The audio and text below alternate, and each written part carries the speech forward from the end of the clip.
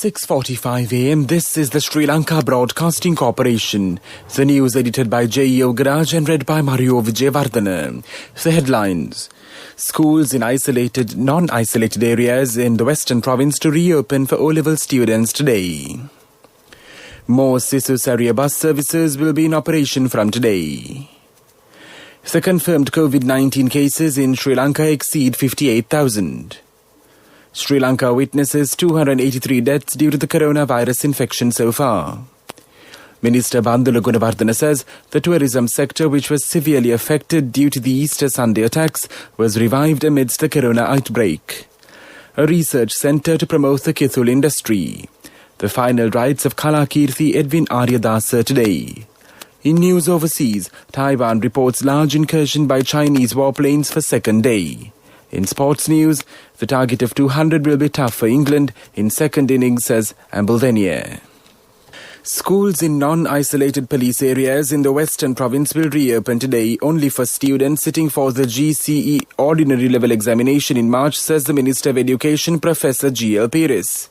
The examination is scheduled to be held from the 1st to the 11th of March, and a total of 79,000 candidates will be facing the test from the Western Province.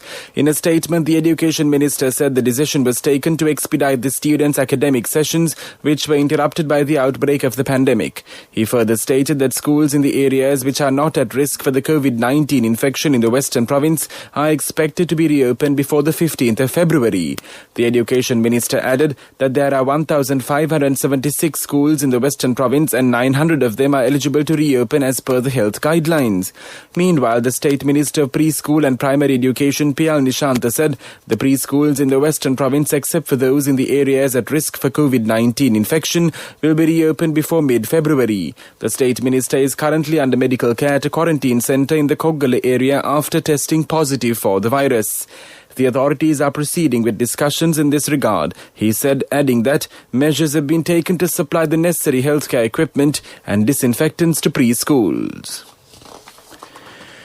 The Sri Lanka Transport Board says the Sisu Saria buses can be made use of to transport school children today. The chairman of the SLTB, Kingsley Ranawaka, said a request was made to deploy Sisu Saria buses in line with the school's reopening during a discussion held with the Minister of Education. He noted plans were made to increase the number of buses based on the requirement. He added preparations were made in this regard while schools have been provided with the contact details of the depot coordinators in order to access the Sisu Saria buses. The COVID-19 infections registered in Sri Lanka crossed the grim milestone of 58,000 as 492 more persons tested positive yesterday. In addition, 349 from the Kaliyagoda cluster were also confirmed as active coronavirus cases.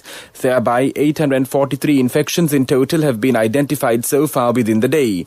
As per statistics, the total number of COVID-19 infections confirmed in the country to date now stands at 58,428. Recoveries from the virus, meanwhile, climbed to 49,684 earlier yesterday, with 423 more patients returning to health.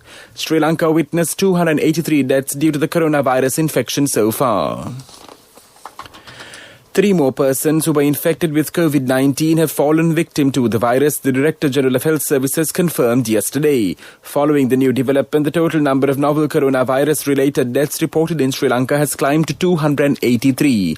One of the victims is a 77-year-old woman who was residing in the Colombo 14 area. She was transferred from the Colombo National Hospital to the Mullaeriyawa Base Hospital after testing positive for the virus. She passed away the day before yesterday while suffering from COVID-19 pneumonia, high blood pressure, a liver infection and kidney disease, the Department of Government Information said. The second victim was identified as an 84-year-old woman from the Maradana area. She died on Thursday while receiving treatment at the Colombo National Hospital. The cause of death was cited as severe blood poisoning, COVID-19 pneumonia and heart disease. In the meantime, a 65-year-old woman who was living in the Pujapitiya area fell victim to the virus yesterday. Upon testing positive for the virus, she was transferred to the Teldenia Base Hospital from the Kandy National Hospital. The cause of death was recorded as COVID-19 pneumonia and blood poisoning. This news broadcast comes to you from the Sri Lanka Broadcasting Corporation.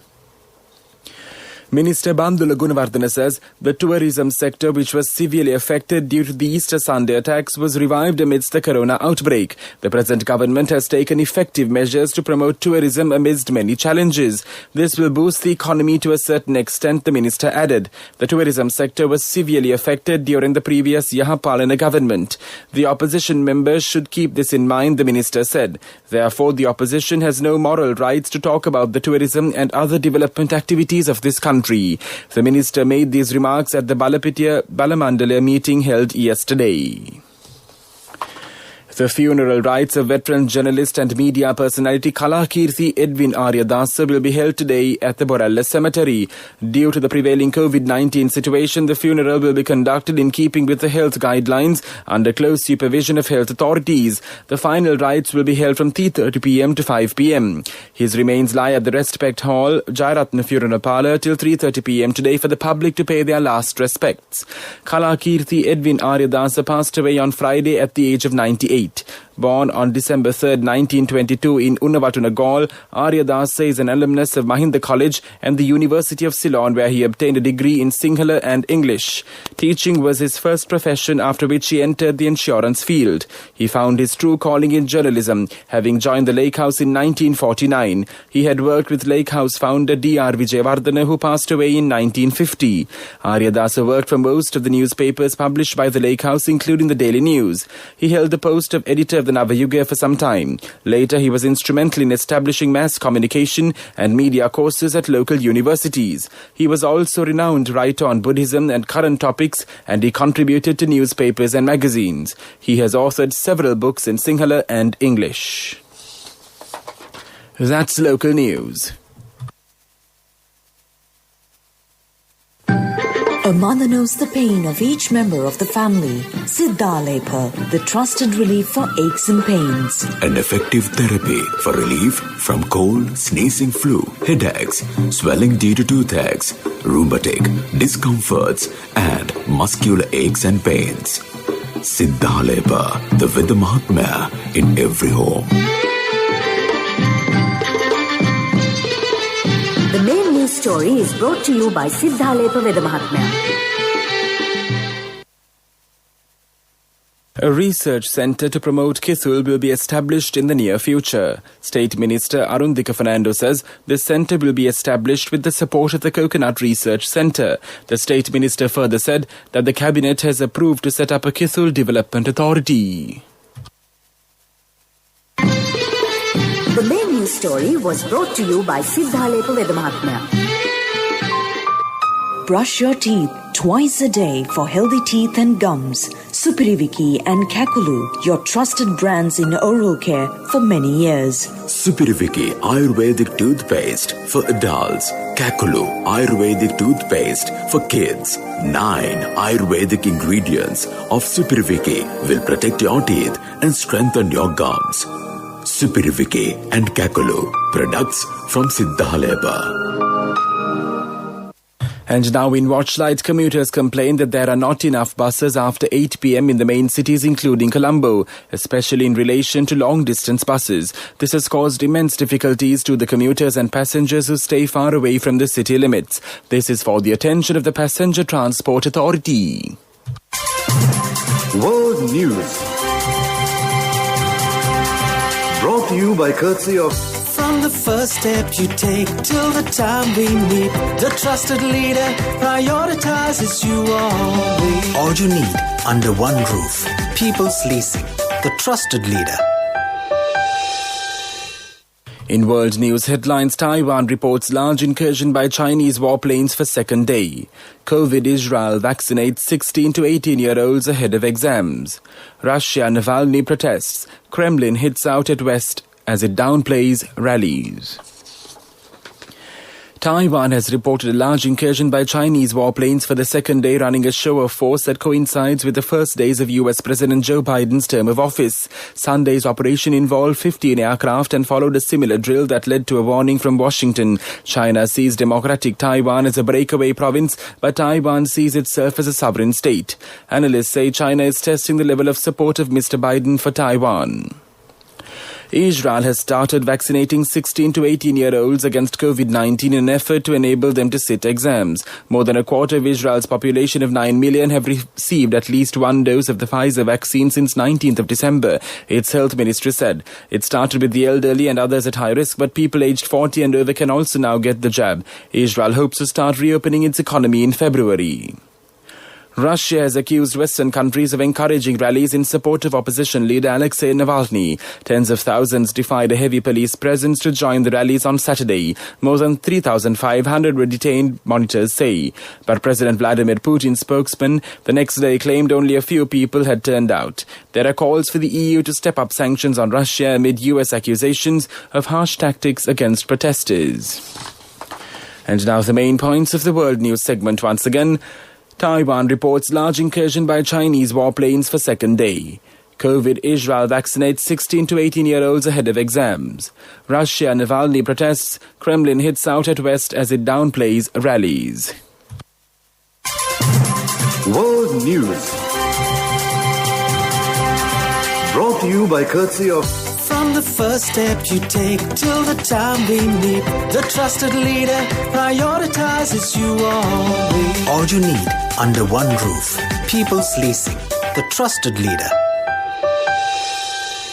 And now in development news, the Ranna Ayurvedic Medical Centre will be upgraded to a fully fledged Ayurvedic hospital. A sum of 80 million rupees will be spent on this project. A two-storied building will be constructed for this purpose. The ground floor will be used for community health treatment activities. That was development news, and now in sports news. In cricket, Sri Lanka's ace spinner Lasith Ambulideniya believes that a target of over 200 runs could be a tough challenge for England in their second innings, as the second test is well poised for an exciting finish at the Gall Stadium. England will resume the fourth day today at 339 for 9, still trailing by 42 runs after Ambulideniya returned career best figures of 7 wickets for 132 during another marathon spell of 41 overs. The wicket is turning now compared to day 1 and day 2. If we can take early wickets in the morning and get a lead of 150 or 200, then we are in the game, he said, whose previous best figures were 5 for 66 against South Africa in his debut. The 24-year-old left-arm spinner also said that he focused mainly on the line and length and tried to be physically and mentally strong throughout the innings. So that was sports news, and now in business news.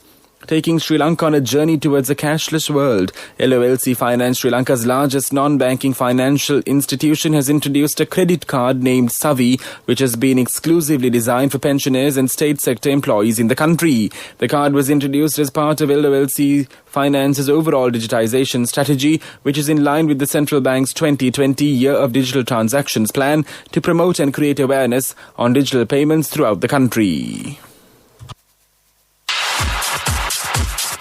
Economic news, courtesy of... Hello, Puta. Did you land already? We're in transit and our flight got delayed. How is Shani? Poor thing with her pregnancy. Calm down, everything is sorted. Why, I have my LOLC World Card with me. We are at the VIP lounge. LOLC Finance Credit Cards. Fuel the goodness in you.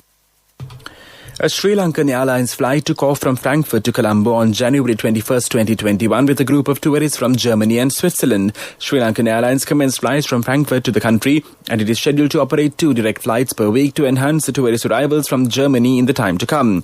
The Sri Lankan ambassador to Germany, Manori Unambua, along with other officials, canvassed the group in Frankfurt to visit Sri Lanka. The visit was arranged with the support of Sri Lanka Tourism to mark the opening of the airports for international tourists by the government of Sri Lanka. Congratulations on your promotion. It will be our treat, huh? How about today?